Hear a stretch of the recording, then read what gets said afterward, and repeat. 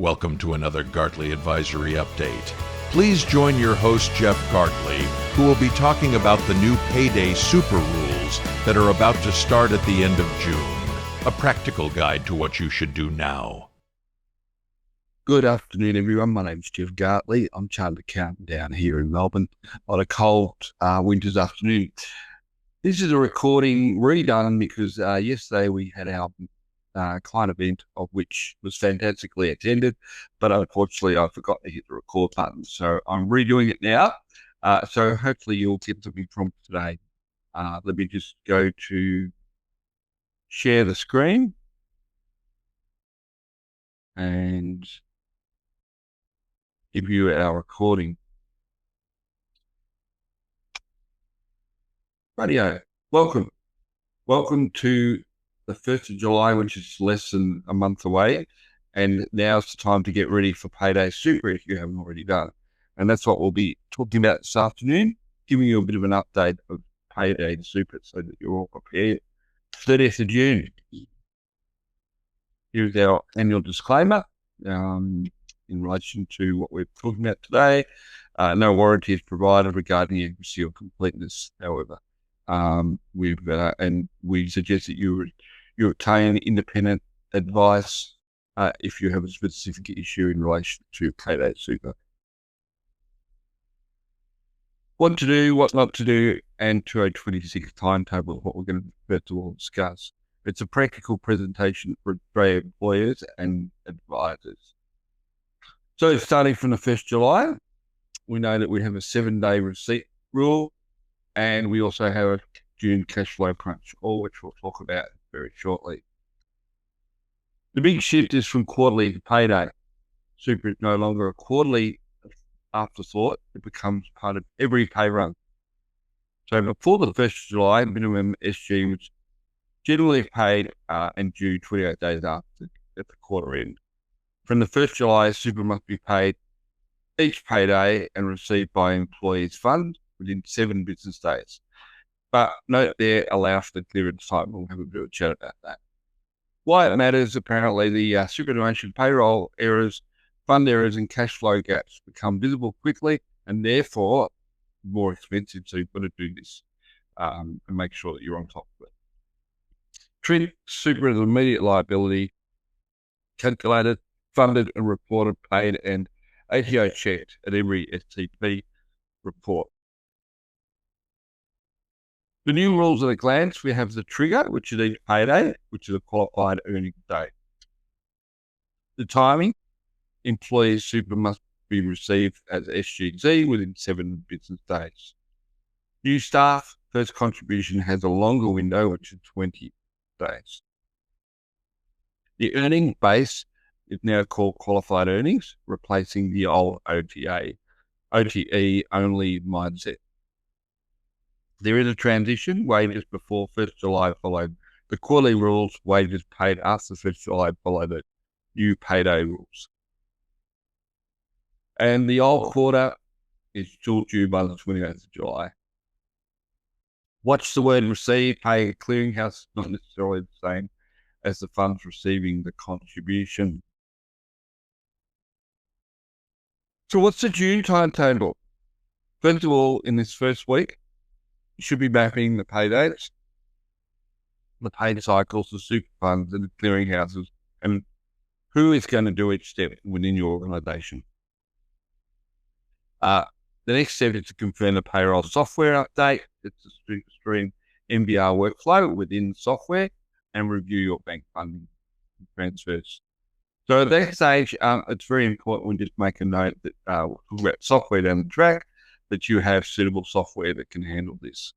Doing it manually is probably not recommended, and you can get specific payroll software if you don't wish to use a standard accounting system. Between the 15th and 19th, you should be checking your employee fund data, TFNs, member numbers, detail, chasing missing choices, and fund details, so that's all correct. And then in that last week, if you haven't already done so, do a dry run, make sure that the whole system is ready and up and going. The 30th of June, as many people will know, it's a small business superannuation clearinghouse closes. So therefore, suggest no payments in that last week. Otherwise, it's not going to work for you. On the 1st of July, get excited. Payday Super starts. Every payday must be funded, paid, and checked within the 7 business day receipt. And anything beyond that is paid after 7 days is regarded an SGC matter. And of course, on the 28th of July, we have the last quarter due in the employees funds. Don't forget the old final quarter payment is due. So, start avoiding the errors, checking it. So June's a good time to make sure things are flowing well. So what happens within the software is this thing called member verification requests. So when you're submitting a super contributions, especially with the Payday Super changes, your payroll system uses the ATO's fund validation service to handle the MVR. So what is the MVR? Moving forward, new employees or old employees updating their superannuation details, done in the software, of course, is allowing the software to go off and check the details so that the employee is a member of a particular fund. The fund can accept the SG contributions for that employee. The objective is to verify the membership before the super contributions are made. And this will help avoid contributions being row-funded or being placed in the employer's SG compliance at risk. So super funds must respond to an MVR within 24 hours of the receipt. Anything received, say, at 1 p.m. on Thursday, the fund must respond to 1 p.m. Friday. Let's say it received it on 1 p.m. Friday, the fund must respond on 1 p.m. Saturday. So with a high number of funds using the automated process to identify that the member, the likelihood of response should be much sooner and is high. The MV is designed to reduce the risk of rejected or refunded contributions. Refunds create serious compliance risks under Payday Super because the super guarantee must be paid directly on time within the 7 days and applied to the fund and applied then to the member. So what do you do now? Turn the reform into control payroll process. It's a cash flow reset for most people. Move from quarterly lump sum payments down to payday. Do a data cleanup. That's number 2. Number 3 is make sure your software and the bank are talking to each other and everything's ready to go. And there's cut-offs and public holidays and all that sort of stuff under control. Create a payroll run checklist, calculation of payments, confirm rejections, corrections, and evidence are retained. We'll talk about that word retained very shortly. Make sure if you're the owner, you're doing the backup and all those other details. Don't leave it to the last minute and make sure you check the payroll that's gone through, not weeks later. And tell staff about the changes, when contributions should appear, and how errors will be fixed.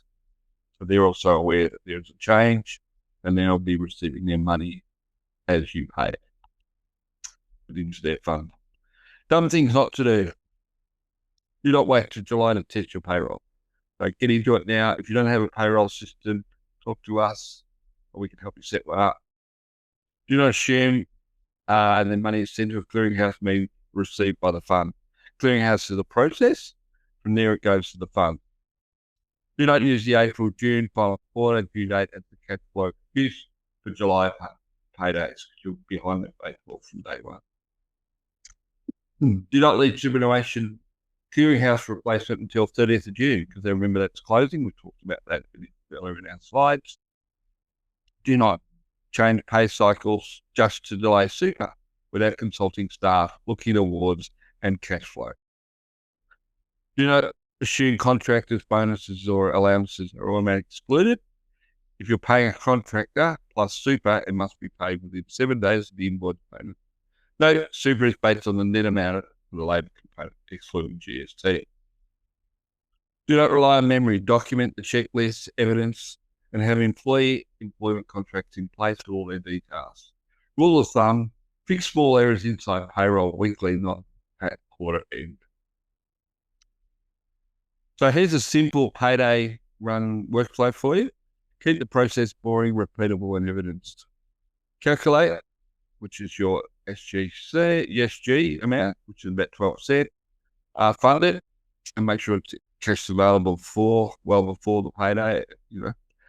Pay it into the clearinghouse and then out to the fund. Confirm and fix any errors. If a contribution fails, return the fund detail, check, pay again, retain evidence of failure, and fix and notify the responsible people, including the staff member. Employers should be considering at the start of Payroll Super the 5 questions. What are your first 2 payroll dates in July? Which clearinghouse are you using after 30th June? Can your bank account fund super every pay run? Who checks rejected contributions and by when? And what evidence will you keep if the ATO asks? Then agree on the actions. Set up a July cash flow reserve, run a June dry run, fix any missing and stale employee fund details, document the run checklist, and book a review with us in the first couple of weeks of July if things aren't going right. This is not only is it compliance change, it's a cash flow and payroll control change. So the first day, 30 days after you go live, is always to make sure that the system works well and tighten. Run payroll, process super, approve the funds. Check the payment clearinghouse, make sure that there's confirmation gone through and any rejected records. Contributions need to be received by the fund within 7 days, and by the 28th day, you make sure you pay the final June quarter. Debrief, look at errors, make sure software, cash flow, and staff questions are all dealt with. Aim for a low-risk behaviour by paying on time and detecting errors early. So under the new SGC rules for July, Payday Super, there's a component of it what's called the charge if you do fail to not pay within 7 days. There's the individual SG shortfall, there's the notional earnings component, there's administrative uplift, and there's a choice loading component if required. So within the Payday Super, we have this amount called qualified earnings. Qualified earnings is a new base on which to calculate the super guarantee from the 1st of July 2026. From that date, employers must calculate 12% of the employer's qualifying earnings for each pay period. Ordinary time earnings such as pay, hours, many types of paid leave, and some allowances are included. All commissions paid to employees, salary sacrifice amounts that would have been qualified earnings that paid in cash, payments to some contractors who are treated as employees for super purposes. For many employers, the move to qualified earnings will not change the amount of super they already pay, but it's important that the payroll is set up correctly so that the right amount of payments are included in the calculation. So the definition of ordinary time earnings does not change on the Payday Super. OTE still covers ordinary hours of work, including certain allowances, paid leaves, and all the rest of it. Overtime continues to be excluded from OTE, where ordinary hours clearly identified in an award or agreement or contract. What changes is the super index calculator qualifying earnings we talked about, which uses OTE as its base and adds some extra categories such as commissions and salaries, sacrifice amounts. So we now define an SGC as the individual SG amount. So an employee will have an individual SG amount for an employee for a particular QE day. This is the amount of SG you must pay for the employee to avoid the super guarantee charge. It's like Monopoly. Don't pass go and don't collect $200. The individual SG amount is calculated by applying the SG rate of 12% to the amount of the qualifying earnings for the QE day. As an example, we've got Jack who pays the employee Geoff $1,000 of qualifying earnings on the 1st of January 2028, which is the QE day. The individual SG for that quarter, it's $120, which is 1,000 times 12%. The individual amount, less the time and earnings contribution, is the shortfall. Your individual will be nil if you make sufficient contributions received by the super fund within 7 days of you paying your employee. So there you go. So there's definitely going to be some interesting changes going on. If you don't have the full amount of money, still try to pay at least what you can, and then it'll limit some of the SGC issues coming back. Of course, what is the core message from the ATO? Voluntary disclosure by rectifying unpaid super guarantee amounts by, with the forms. Notify the employees that you show, that this has happened so that you can work with them. Otherwise, they have a right to alert the ATO to non-payment. And the ATO is obviously doing proactive compliance, which they'll do because they'll see we're already getting letters to say you've lodged your STP, but you haven't paid your super. So taxpayers and employers are already on the radar of the ATO. So it's aimed to make the framework's aimed to make employers more responsible, encourage fast rectification, and scale consequences for penalties for those that a repeated favour. And I'm sure they will pick on certain people that don't comply in any shape or form in relation to this new legislation and framework. So, big thing you should be doing is fixing the errors within the first 6 months. So have a look at this. There's no formal amnesty, but we have heard that the ATO will be a little bit more lenient, providing you've tried to do the right thing. And that's where we come back to evidence. From a practical point of view, if a contribution is late or incorrect during the transition period, which is, July, August, September, what has caused the issue? When was it identified? When is it corrected? And steps are taken for this reoccurrence to make sure it doesn't happen again. That documentation will be important if the ATO reviews your compliance approach and decides to do an audit or do a penalise you. At least you can say that you've tried to fix up the errors. Software readiness, make sure with your software that you've actually got the latest. So if there's any more updates, which most of them seem to be automatically done, make sure that you keep your accounting software up to date, clean your employee super data, and pay items for 30th June, and reconcile every paid cycle. So these are 4 things that you should be doing within your accounting system in relation to your payroll and Payday Super. We put this one up because obviously some people have self-managed super funds, and the problem is if they're not compliant because they're late, haven't been completed, they are removed from the superannuation fund lookup, which means that the fund is not complying, and it means that the regulation is held, resulting in the employee needing to choose a different fund, or otherwise a contribution will be made to the default fund. So where the info is withheld when the ATO is reviewing a self-managed super fund because of change of directors or likewise, you need to just be careful of that. So, and a point to note, under the regulation, details are removed when it's self-managed super fund and your return is more than 2 or 3 weeks overdue. So just as we concluded today, we did have a question last night, and Matthew from Argus Lawyers was on board, and he basically was more to do with awards and where you look up awards. So he basically said to work out which award applies, the employer needs to consider the industry they are within and the role of the relevant employee. For example, if I'm employed in a primary school, would be covered under an award applicable to primary school generally, or the award applicable to plumbers. You'll need to read both awards, then work out which one is applicable to that your employee's employment.